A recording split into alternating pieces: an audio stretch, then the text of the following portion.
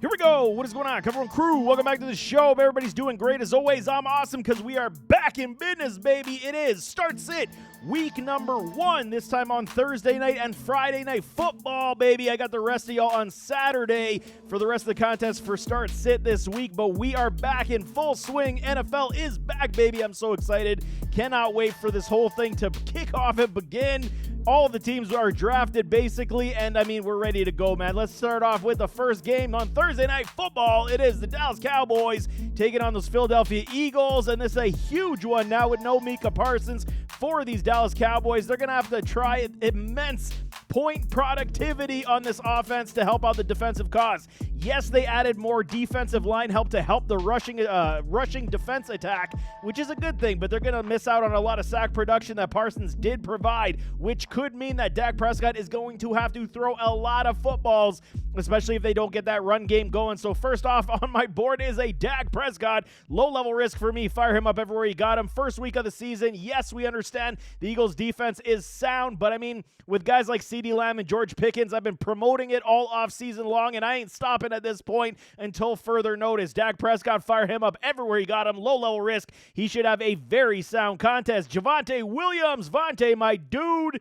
Can he actually become the lead back that these Dallas Cowboys require? It is possible. He is one of the best sleeper running backs coming out of our draft classes this year, and I think there is potential opportunity, man. If he gets the bulk load of the carries like we expect him to do, Miles Sanders is in the mix, even though I don't got him registered here, which it is a revenge game for a Miles Sanders, so that's a sneaky sleeper for me as well, even though I got Jaden Blue, the blueprint, listed here as well. Volume 4 on the mid-level risk for a Javonte is in the cards, man. They're going to at least give him 12 to 15 touches in this contest to see what he could do. If Jaden Blue is healthy, was dealing with that ankle injury, was not listed on the injury report as well, so he should be good to go as well.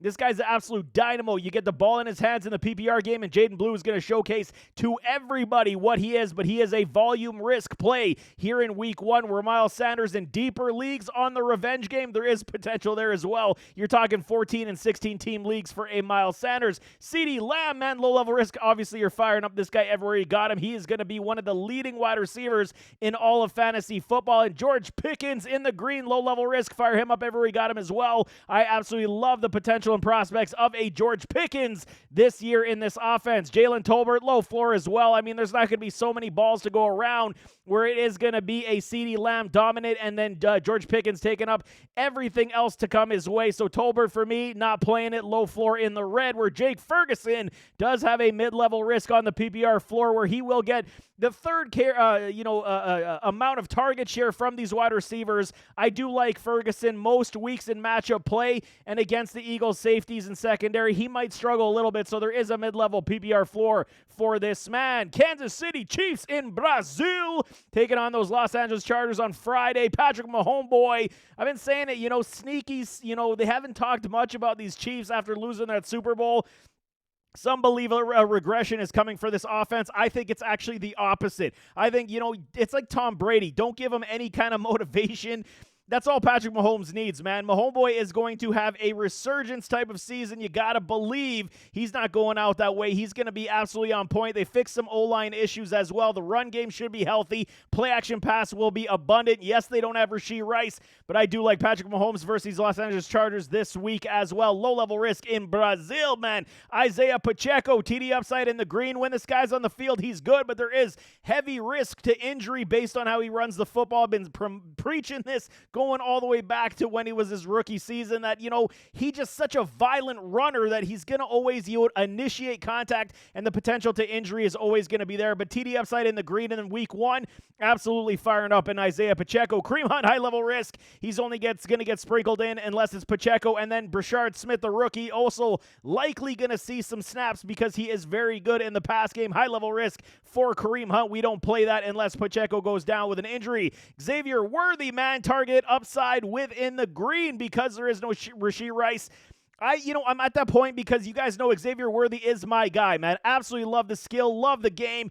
And are they going to open up the playbook for him to be a little bit more Tyreek Hill-esque? Let him run over the middle a little bit more, get the ball in his hand, and then start to go down the field. I do like Worthy this week, and his season should be very strong, even when Rashee Rice does come back. But Rice will take some targets once he does return from his 6-game suspension. But week 1 versus these Chargers, absolutely firing up in Xavier Worthy. Hollywood Brown, baby, on the mid-level risk. He is a boomer bust category candidate right now for me. We could see anywhere from 3 catches, 30 yards, to 6 catches, 80 yards, and a touchdown. No question, man. There kind of really isn't going to be that in-between, you got to believe, but there is going to be some testing of big play opportunity. He can still stretch the field. Him and Worthy are going to go down the field, so I do believe, at least with some upside we saw from him last year, there is potential for target share as well for a Hollywood. I do like the play this week for Hollywood if you are in deeper leagues as well, or if you didn't draft enough wide receivers. I don't dislike Hollywood this week. Juju Smith-Schuster on the PBR floor in the red. I'm not touching it this week, even though he is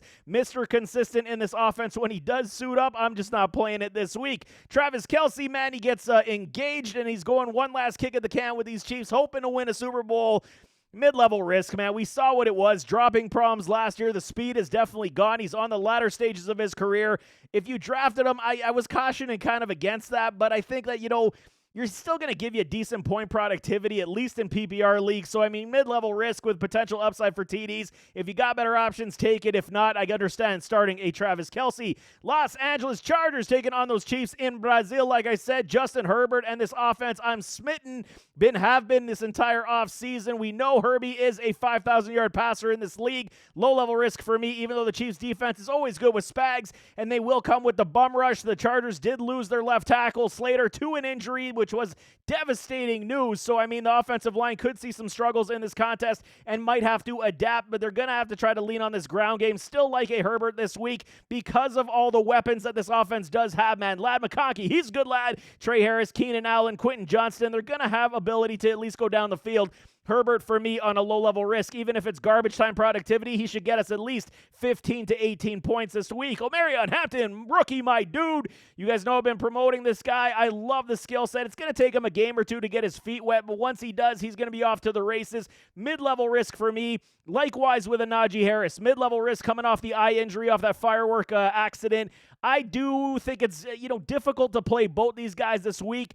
I think there's going to be volume opportunity, especially the fact that Harbaugh loves to run the football, which is great news for running backs.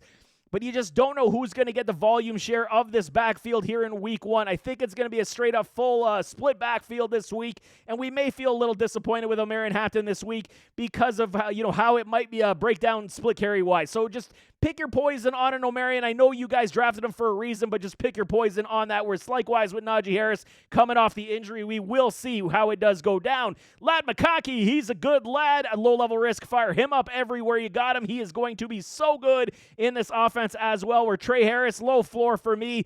Got to get your feet wet in the NFL before you start getting a lot of targets because they did bring back a Keenan Allen. PPR upside for me on the mid-level risk. He's going to fit back in like a glove with a Justin Herbert, be that safety blanket we're all looking for. And Will Disley on the PPR floor. There is some upside for him, but I like these wide receivers better than anybody else on this offense versus these Kansas City Chiefs who still stop the run very good, like the best of them. Last one we got is those Philadelphia Eagles taking on the Dallas Cowboys on Thursday Night Football. Jalen Hurts, fire him up everywhere you got him. Low-level risk. The passing aptitude, we'll see. Without their offensive coordinator, Kellen Moore, we'll see how they do adjust. Will they be more pass-happy, or will they continue to be ground and pound? I'm going with the latter, and I think they're still going to run the football a lot.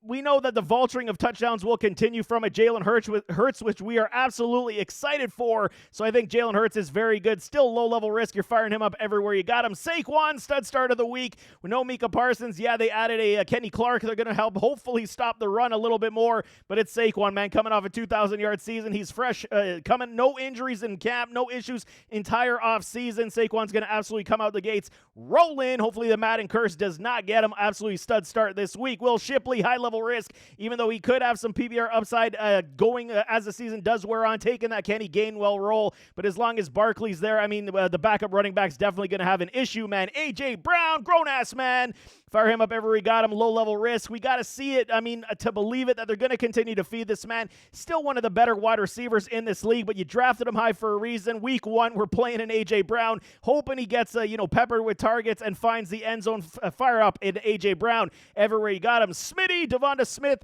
PPR upside on the mid-level risk. There is always that hit and miss. They're never going to support both these guys typically every single game, so one of them's got to go off. The other one's got to be a little bit lesser. So I think this week we could see a good game, 6 catches, 60 yards, and hope for a score for a Devonta Smith. But I do believe that it's a good flex option, wide receiver 2-3 option this week in PPR leagues. Outside of that, if he does not get enough targets, we could be a little disappointed. I still like the play of a Smitty this week, but just temper the expectations on what he could give you, man. Jahan Dotson, high-level risk. We're not touching that this week. And Dallas Goedert, finish it off. TD floor on the mid-level risk. He was dealing with a groin injury. He is good to go, man, so there is no issues. Fire up Dallas Goedert, where he will be, challenging Devonta Smith for those targets as well. And I think that's going to be the mix and match between those two on who's going to have the bigger game. But I'm firing up at Dallas Goedert this week as well. But there you have it. That is first couple games of the regular season. Like I said, I got you covered for the rest on Saturday. Stay tuned for that. Boom and bust coming on Friday. Man, we are right back into the business of the NFL season. You got to love it. But any questions you got on Start Sit, drop them in the comments, and I will definitely get back to y'all. But nevertheless, as always, don't forget to hit that like button, hit that subscribe button, jump in those comments, give me your thoughts, and we'll see you next time. I am out.